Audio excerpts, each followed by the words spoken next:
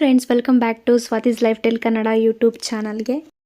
ನಾನಿಲ್ಲಿ ಶುಕ್ರವಾರದಿಂದ ಲಾಗನ್ನು ಸ್ಟಾರ್ಟ್ ಮಾಡ್ತಿದ್ದೀನಿ. ಶುಕ್ರವಾರ ಈವ್ನಿಂಗಿಂದ ಲಾಗನ್ನು ಸ್ಟಾರ್ಟ್ ಮಾಡ್ತಾಯಿದ್ದೀನಿ. ಆ್ಯಕ್ಚುಲಿ ನಾನು ವಾಯ್ಸ್ ಓವರ್ ಕೊಡೋದಕ್ಕೆ ಆಗ್ತಾಯಿಲ್ಲ, ಯಾಕಂದರೆ ಹಿಂದೆ ಎಲ್ಲ ತುಂಬ ಸೌಂಡ್ ಇದೆ, ಇಲ್ಲೆಲ್ಲ ಮನೆ ಕಟ್ತಾ ಇದ್ದಾರೆ, ಅದಕ್ಕೆ ಸಿಕ್ಕಾಪಟ್ಟೆ ಸೌಂಡ್ ಇದೆ. ಅದರಿಂದ ನಾನೇ ವಾಯ್ಸ್ ಓವರನ್ನು ಕೊಡ್ತಾಯಿದ್ದೀನಿ. ಸೊ ಡಾಕ್ಟರ್ ಫೋನ್ ಮಾಡಿ ಹೇಳಿದರು, ಸೋಮವಾರ ಬೆಳಿಗ್ಗೆ ಅರ್ಲಿ ಮಾರ್ನಿಂಗ್ 6 o'clockಗೆ ಸರ್ಜರಿ ಇರುತ್ತೆ, ನೀವು ಬಂದುಬಿಡಬೇಕು ಅಟ್ ಎ ಟೈಮ್ ಅಂತಂದ್ಬಿಟ್ಟು. ಸೊ ಶುಕ್ರವಾರದವರೆಗೂ ಊಟ ಮಾಡ್ಕೊಳ್ಳಿ. ಶನಿವಾರ ಭಾನುವಾರ ಏನೂ ತೊಗೊಳ್ಬೇಡಿ. ಲೈಟಾಗಿ ಲಿಕ್ವಿಡ್ ಐಟಮ್ ಮಾತ್ರ, ಗಂಜಿ ಇಲ್ಲಾಂದರೆ ತೀರ ತೆಳ್ಳಗೆ ಮಾಡಿಕೊಂಡು ರಸಮ್ಮು ಮತ್ತು ಅನ್ನನ ತಿನ್ಬೋದು. ಅದನ್ನು ಬಿಟ್ಟರೆ ನೀವು ಸ್ಯಾಟರ್ಡೆ ಸಂಡೇ ಕಂಪ್ಲೀಟಾಗಿ ರಾಗಿ ಗಂಜಿಯನ್ನು ತೊಗೊಳ್ಬೇಕು. ಅದಾದಮೇಲೆ ಸೋಮವಾರ ಅರ್ಲಿ ಮಾರ್ನಿಂಗೆ ನನಗೆ ಫಾಸ್ಟಿಂಗಲ್ಲಿ ಬರಬೇಕು, ಫಾಸ್ಟಿಂಗಲ್ಲಿ ಇರಬೇಕು. ಫುಡ್ ಏನೂ ತೊಗೊಂಡಿರಬಾರ್ದು, ಖಾಲಿ ಹೊಟ್ಟೆಲಿ ಬರಬೇಕು ಅಂತ ಹೇಳಿದರು. ಒಂದು ಕಡೆ ನನಗೆ ಅನ್ನಿಸ್ತಾಯಿತ್ತು ಸರ್ಜರಿ ಟೈಮ್ ಬರಲಿಲ್ವಲ್ಲ, ಬೇಗ ಸರ್ಜರಿ ಆಗೋಗಲಿ ಅಂತ. ಬಟ್ ಇವಾಗ ಸರ್ಜರಿ ಟೈಮ್ ಹತ್ತಿರ ಬರ್ತಿದ್ದಂಗೆ ಏನೋ ಸ್ವಲ್ಪ ಭಯ, ಆತಂಕ ಅಂತ ಅನ್ನಿಸ್ತಾ ಇದೆ. ಎಲ್ಲ ಗೊತ್ತಿದೆ, ಭಯ ಪಡ್ಕೊಳ್ಳೋ ಅವಶ್ಯಕತೆ ಏನಿಲ್ಲ. ಅನಸ್ತೇಷ ಕೊಟ್ಟಿರ್ತಾರೆ, ನೋವು ಗೊತ್ತಾಗೋದಿಲ್ಲ ಅಂತ. ಆದರೂ ಏನೋ ಒಂಥರ ಸರ್ಜರಿ ಅಂತಂದ್ರೇ ಸ್ವಲ್ಪ ಭಯ ಅಲ್ವಾ. ನನಗೂ ಅದೇ ಥರ ಒಂಥರ ಮಿಕ್ಸ್ಡ್ ಫೀಲಿಂಗ್ ಆಗ್ತಾಯಿದೆ, ಭಯ, ಆತಂಕ ಎಲ್ಲನೂ ಬರ್ತಾಯಿದೆ.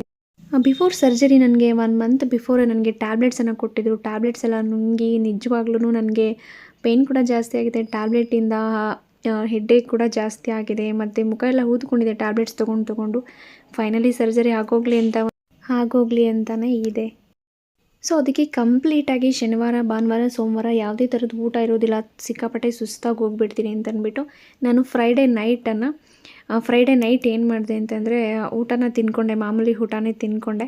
ಅದು ಸ್ಯಾಟರ್ಡೇಯಿಂದ ಗಂಜಿ ಅದಿದು ಸ್ಯಾಟರ್ಡೇಯಿಂದ ಮತ್ತು ಸ್ಯಾಟರ್ಡೇ ಸಂಡೇ 2 ದಿನವೂ ಲೈಟಾಗಿ ತೊಗೊಳ್ಳೋಣ ಫುಡ್ಡ ಅಂತಂದ್ಬಿಟ್ಟು ನಾನು ಫ್ರೈಡೇ ನೈಟ್ ನಾನು ಚೆನ್ನಾಗಿ ಊಟ ಮಾಡಿಕೊಂಡೆ. ಮತ್ತು ಗಂಜಿಲಿ ಅದು ಇದರಲ್ಲಿ 8 ಟ್ಯಾಬ್ಲೆಟ್ಸ್ ಕೊಟ್ಟಿದ್ದಾರೆ. ಆ್ಯಕ್ಚುಲಿ 8 ಟ್ಯಾಬ್ಲೆಟ್ಸು ನುಂಗ್ಕೊಂಡು, ಆ ಗಂಜಿಲಿ 8 ಟ್ಯಾಬ್ಲೆಟ್ಸ್ ನುಂಗ್ಕೊಂಡಿರ್ಬೇಕಂದ್ರೆ ಎಷ್ಟು ಸುಸ್ತಾಗುತ್ತೆ ಅಲ್ವಾ, ನಿಜವಾಗ್ಲೂ ಸಿಕ್ಕಾಪಟ್ಟೆ ಸುಸ್ತಾಗುತ್ತೆ. ಆದ್ದರಿಂದ ಫ್ರೈಡೇ ನೈಟು ಚೆನ್ನಾಗಿ ಊಟ ಮಾಡ್ಕೊತೀನಿ. ಆಮೇಲೆ ಸ್ಯಾಟರ್ಡೆ ಸಂಡೇ ಮಾತ್ರ ಗಂಜಿ ಆಮೇಲೆ ಅನ್ನ ರಸಮ್ ಲೈಟಾಗಿ ತೊಗೊಳ್ಳೋಣ ಅಂತ ಅಂದ್ಕೊಂಡಿದ್ದೀನಿ. ಸೊ ನೈಟ್ ನಾನು ಅನ್ನ ಸಾಂಬಾರನ್ನು ತೊಗೊಂಡೆ, ಬೇಳೆ ಸಾಂಬಾರು, ಅನ್ನ, ಮತ್ತು ಅಮ್ಮ ಕೆಲಸದಿಂದ ಬರಬೇಕಾದ್ರೆ ಆಲೂ ಬಜ್ಜಿ ತಂದಿದ್ರು. ಸೊ ಇವತ್ತು ಸುಮ್ಮನೆ ಅನ್ನ ಸಾಂಬಾರು ಮತ್ತು ಬನಾನಾ ಸೈಡ್ಗೆ ಮತ್ತು ಬಜ್ಜಿನ ತೊಗೊಳ್ತಾ ಇದ್ದೀನಿ.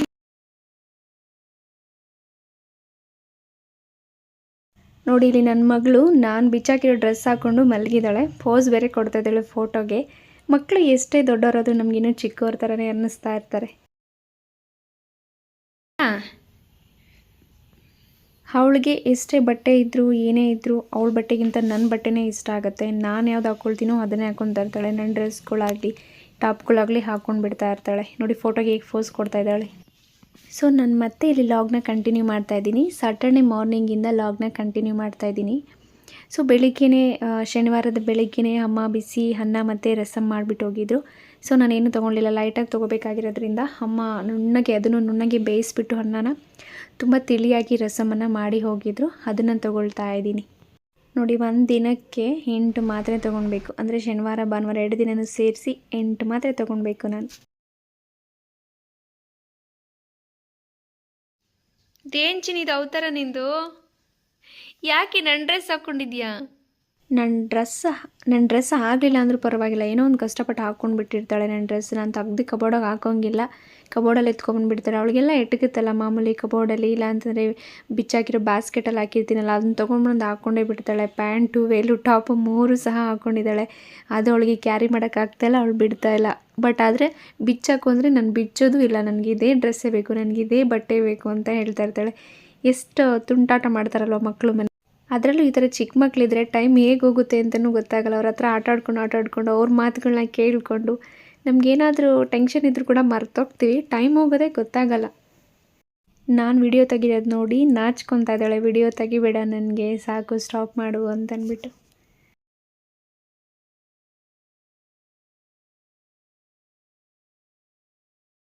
ಸೊ ಮತ್ತೆ ನಾನು ಮಧ್ಯಾಹ್ನಕ್ಕೆ ಹಾಲನ್ನು ಕಾಯಿಸ್ಕೊಂಡೆ. ಹಾಲು ಮತ್ತು ಬನಾನನ ತೊಗೊಳ್ಳೋಣ ಲೈಟಾಗಿ ಅಂತಂದ್ಬಿಟ್ಟು, ಸುಸ್ತಾಗ್ತಾ ಇರುತ್ತೆ ಬರೀ ಗಂಜಿ ಹಾಲು ನಾನಿಲ್ಲಿ ಮಧ್ಯಾಹ್ನಕ್ಕೆ 2 ಬನಾನಾ ಮತ್ತು ಹಾಲನ್ನು ತೊಗೊಳ್ತಾ ಇದ್ದೀನಿ. ಅವಳಿಗೂ ನನ್ನ ಮಗಳಿಗೂ ಹಾಲು ಕಾಯಿಸ್ಕೊಡ್ತಾ ಇದ್ದೀನಿ.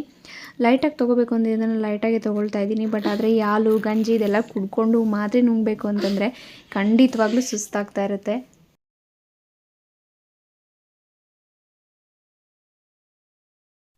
ಬನಾನಾ ತಿಂದು ಹಾಲು ಕುಡಿದು ಸ್ವಲ್ಪ ಹೊತ್ತು ಕೂತ್ಕೊಂಡು ರೆಸ್ಟ್ ಮಾಡ್ತಾಯಿದ್ದೀನಿ. ಆ್ಯಕ್ಚುಲಿ ತುಂಬ ಬ್ಯಾಕ್ ಪೇಯ್ನ್, ಅಬ್ಡೋಮಿನ್ ಪೇಯ್ನ್ ಬರ್ತಾಯಿದೆ. ಟ್ಯಾಬ್ಲೆಟ್ಸ್ ಬೇರೆ ತೊಗೊಳ್ತಾ ಇರೋದ್ರಿಂದ ಮತ್ತು ಟ್ಯಾಬ್ಲೆಟ್ಸು ಪೇಯ್ನ್ ಕೂಡ ಜಾಸ್ತಿ ಆಗ್ತಾಯಿದೆ. ಸಿಕ್ಕಾಪಟ್ಟೆ ರೆಸ್ಟ್ ಬೇಕಾಗಿದೆ ಅನಿಸ್ತಾ ಇದೆ ನನಗೆ. ಬಿಫೋರ್ 1 ಮಂತಿಂದ ಟ್ಯಾಬ್ಲೆಟ್ ಕೊಟ್ಟಿರೋದ್ರಿಂದ ಸಿಕ್ಕಾಪಟ್ಟೆ ಹೆಡ್ಡೇಕು ಟ್ಯಾಬ್ಲೆಟಿಂದ ನನಗೆ.